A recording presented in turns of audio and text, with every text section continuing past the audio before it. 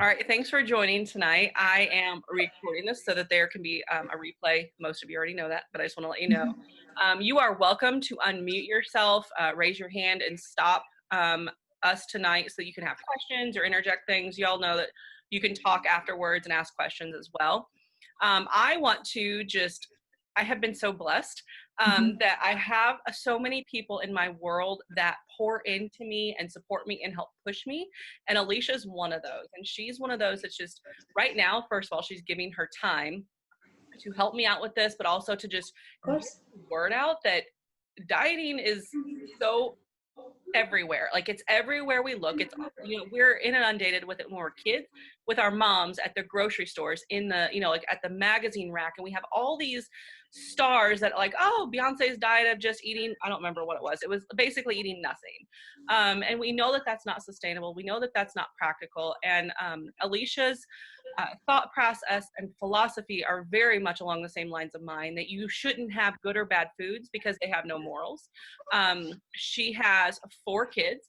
She has a busy life. She owns her own business. She's also a physical therapist, right? Yes, physical therapist. Physical therapist for the last 16 years. She does a lot of like lifting herself. She loves to run. She looks like a runner, doesn't she? She loves that, just that same thing of pouring into other people as well and giving them some freedom. So with that said, I'm going to share her PowerPoint with us, and then we can get started. Thank you, Alisha. Hey. Thank you, Danielle. Hi, everyone. So this is my first Zoom presentation, so hopefully it goes smoothly. Like Danielle said, I'm a runner, and then I recently got into weightlifting last year to do a bikini competition. I knew nothing about nutrition. Basically, I just kind of ate whatever as a runner and didn't really matter. So as I'm trying to put on muscle, it's become a little bit more important for me to understand nutrition, and that's kind of how I've gotten into the nutrition coaching side of things too. But I think as a female, especially just as we are so inundated, like Danielle said, with magazines and TV, and everything is quick fix this, quick fix that. Like you're gonna drop 10 pounds tomorrow and you're gonna look like this supermodel, and it's all untrue. And I think all of us at one time or another have probably tried the quick fix diet and maybe had a little bit of success, but never really any long-term sustainability. And and as a mom, I have 4 kids. I have 2 boys and 2 girls, and it's really important for me to help my girls understand and grow up just loving themselves and loving who they are, and not falling into these traps of like, you have to be a certain size or you have to be a certain shape, because we're all beautiful no matter what we are. And our bodies allow us to do things that other people can't do because of how beautiful we are. So that's my passion, is really just helping people understand like food is food. It's good. It's not good. It's not bad. And we can live in harmony with it. So the 6 diet myths debunked, there's going to be 6 that we're going to cover tonight. And I think we're all on this phone call because we want to be healthy and we want it to be sustainable, and we don't want that quick fix. Even though it seems easy, we know that it's not, and there's just a process to everything. So the first myth is eating healthy is expensive. So I think this is one that people like to say, oh, I can't get those kind of groceries. Like I can't buy fresh fruits and vegetables. It's too expensive. It's not in my budget. But in all reality, it will just take a little bit of planning to eat healthy on a budget. So you can shop with fruits and veggies that are on sale or that are in season. Shopping the frozen fruits and veggies are fine. Like you can get a lot more of the frozen than sometimes you can of the fresh, and it'll last a lot longer. And nutrition wise, they're pretty comparable. There's not a large difference between fresh and frozen veggies and fruits. If you go to the store, like the pre-cut watermelon and pineapple, I'm kind of guilty. I'm like, oh, I don't want to cut it up. I'm lazy. But it's way more expensive. Like a little tub of pineapple is like $6, but you can get a pineapple for $1. So even just taking a little bit more time to food prep that way. Shopping in season fruits. I know right now where I'm at, they have the peach truck that comes through. So even if you go with a few people in on getting those peaches and then just dividing them up, makes the overall cost a lot less. And then stocking up on pantry staples when they're on sale, so beans and brown rice. And those things usually go on sale pretty regularly. So if people want to say, oh, it's too expensive, well, look at the long-term cost of eating fast food or processed food every day. Like that adds up. I just don't think we realize how quickly it adds up compared to buying fresh fruits and veggies and like the more nutritious foods, because fast food's everywhere. It's easy to grab and go.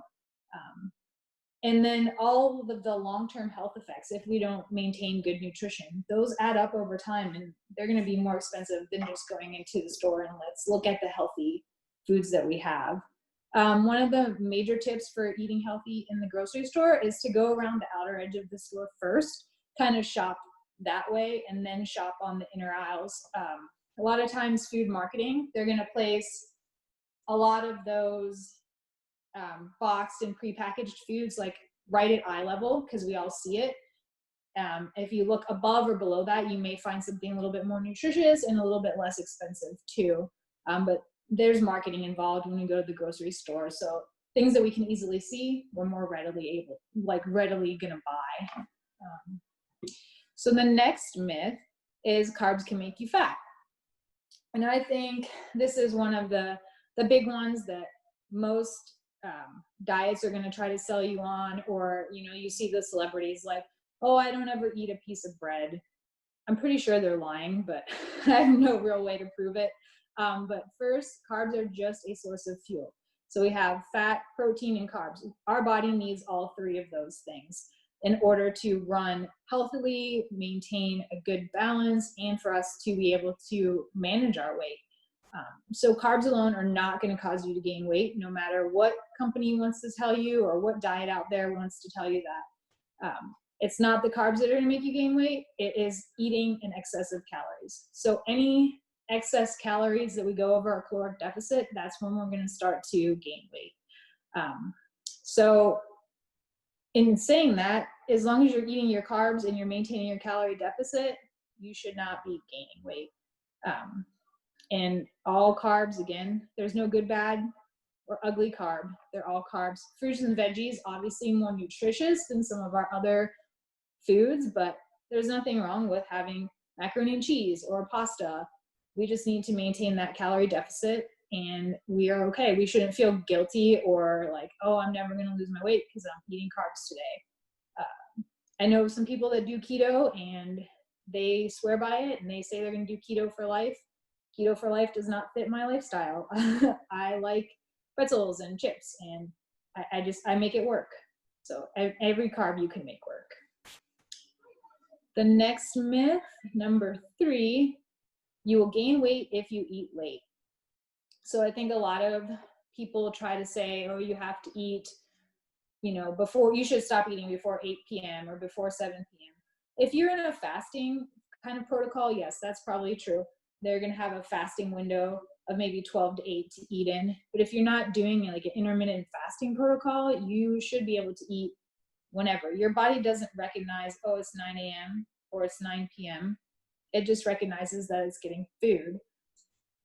So what happens when we tend to say, oh, you can't eat late? Well, for the most part, people that are eating later in the evening, we tend to be watching TV or doing some other task where we're not really paying attention to what we're eating. You're just kind of eating your popcorn or you're having your ice cream, and it's a little bit more mindless and you're not necessarily as in tune with it. So it's mostly you're just going over your caloric deficit for that day. So again, you can be eating after 9 p.m. as long as you're not going over your calorie deficit for that day or that week. That's after 9 is not going to cause you to gain weight. Sometimes people feel, if you're having a higher fat meal, that may just make you feel more full and kind of uncomfortable to sleep. But again, it's not going to cause you to gain weight. And the myth 4 is low fat or fat-free products are healthier. And I find this one pretty interesting because, when we go to the grocery store, I think the first, or even on TV, the first thing you're hearing is low fat or fat free.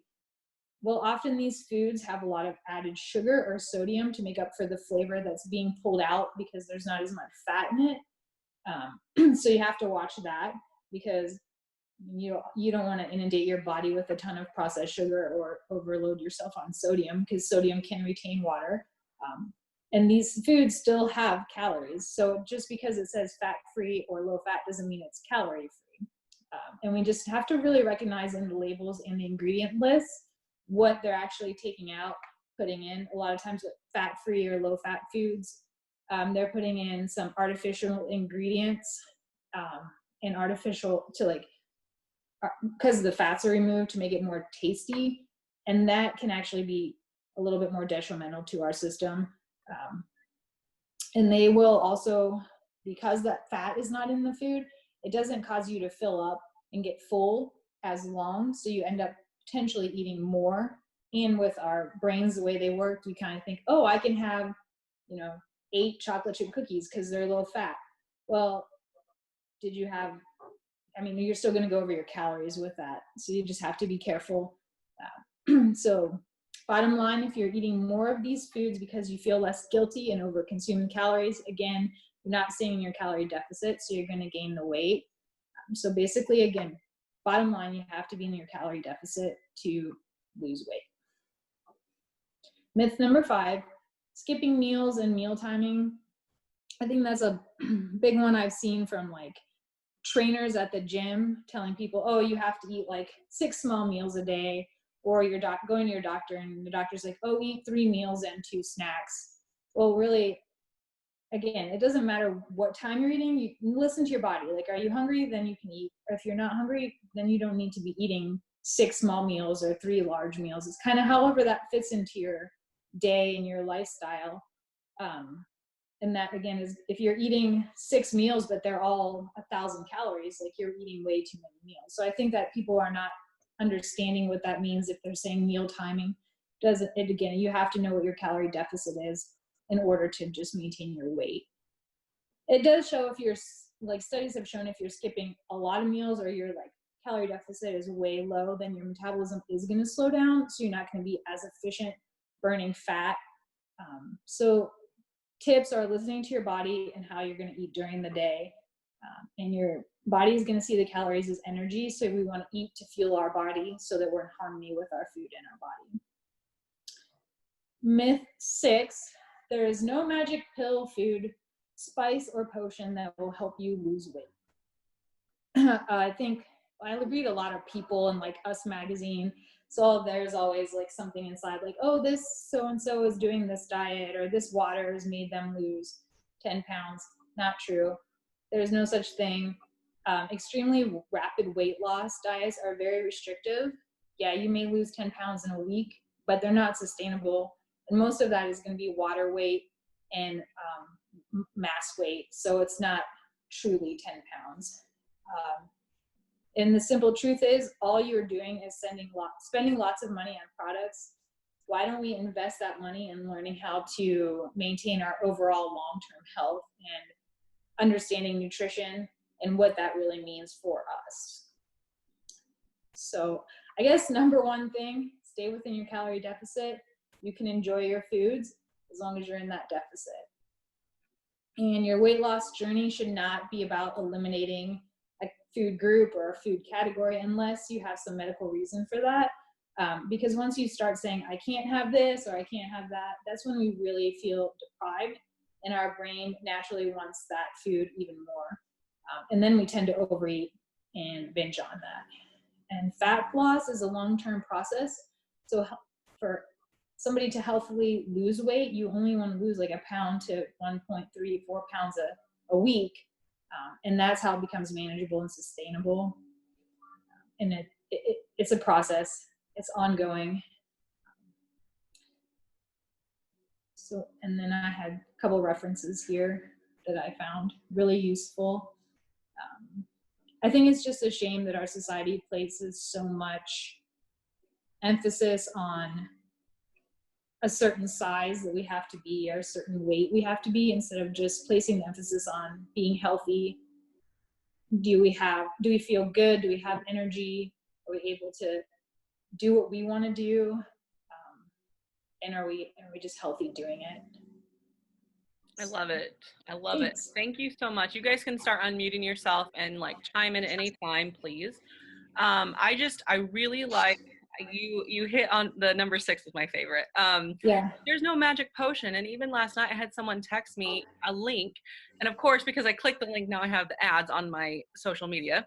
Right. But it was a skinny tea or something, and there's nothing in it that, nothing is going to take over the hard work that, because it is hard to be consistent. Right. It's hard to stay in the mental game. It's hard to think, oh, well, should I just eat the same thing all week, or can I figure out how to be creative in this? So, and that, I like how you say it's just smarter to invest instead of a product into yourself with someone to walk alongside you. So I loved that. I think, like you were saying with the tea, there's that new one. It's like skinny coffee, Yeah. something that you put in your coffee that I've seen a lot of people saying they're using. Um, and again, maybe there's some sort of like appetite suppressant in there that may work for a brief period. But if you don't understand how to properly use nutrition to fuel your body, and then also understanding how like exercise and walking, you have to have all that in order to really maintain that weight loss and hit your goals. So Anybody have any questions, any comments, anything you want to share about this week in your experience with dieting myths or struggles that you've had with, just mental games of myths that we're trying to debunk along the way? Y'all silent tonight.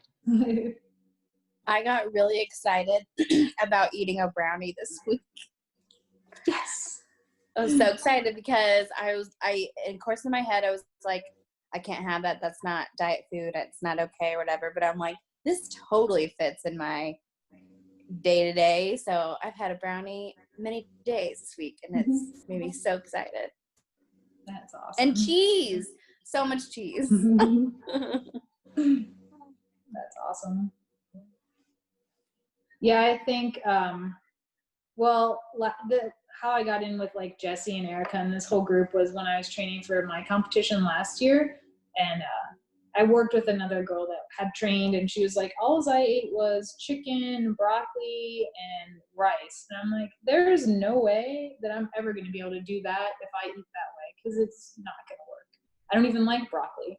So that's when Jesse and Erica were like, no, you can eat what you want. It just has to fit into these macros and your calories. And I felt so much better. And like, I was listening to girls at the competition talking about like how they couldn't wait to have this food or that food, or like they were going to go out as soon as the competition was over and like have the food they hadn't had in a year. And I was like, oh my gosh, how do you go a year without having a food? I didn't get it. And I don't want to live that way. So Agreed, absolutely. Yeah. And thank you so much for your perspective too, that like most of my clientele are of people that have struggled with weight their whole lives and all of that. So thank you for the perspective too of like even the stage issues are one and the same. Even though like you start out talking how like even though our bodies may look different, we all kind of have that same situation going on no matter where we are in our life, Mm-hmm. So thanks for that. You're welcome. Yeah, I think a lot of us don't feel like we're all in the same boat. Like I played soccer in high school, and I got made fun of all the time because I had like big thighs. Like I had soccer thighs, and you couldn't find pants that fit for, and it's just, I don't think any of us, like we all think maybe we're on an island, but we're not. Like we're all in it together. So. Anybody else have anything to add? Hi, this is Sandy. I remember growing up in high school, I was always overweight, but our family doctor finally told me, eat what you want. But the big thing was, don't push yourself away from the table when you feel full. So you can eat what you want, just don't, like Alisha said, don't overeat it. Right. Well, and I think some people get on that track, and I've been guilty of this, of like, oh, you enjoy something like one day and then you feel guilty the next day, so you really don't eat anything because it's like, oh, I had this food, so now I better behave and like not have anything the next day. And that that's unhealthy for just from a mental standpoint and a body standpoint too. Well, and even if you go over your calories, like 100 or 200 calories, or even, 500 calories that you haven't screwed up, you just Right. make up for it slowly over the next few days. And Right. yeah, and I like what Sandy said too about, just push yourself away. And that's what I kind of talked about in a prior webinar on the hunger scale, that like how to recognize when it's time, and like having to physically get up and leave the table. Mhm. Or ask the lady at the Mexican restaurant, hey, no more chips, please. Or don't bring any more chips. Like, or bring me my own basket, so then nobody else eats it. And that's all I'm accountable for is my one basket. Oh, I like that idea. Yeah. Yeah. I like that a lot. Anything else, ladies? Mhm. I love seeing your faces, even though I can't see Laura's or Sandy's right now, but I love seeing your faces. It does make the weekend great. I really appreciate you guys. Alisha, thank you. Thank you for inviting me and letting me do this. You did such a great job. Thank you for sharing Thanks. these and just very poignant things that we need to just continue to put out there in the world. So Right. thank you guys. And I will check in on all three of you ladies on Sunday. Thank you, ladies. Thank you for letting me come into your group. Thanks. Have a good weekend. You too. You too. Thanks. Bye.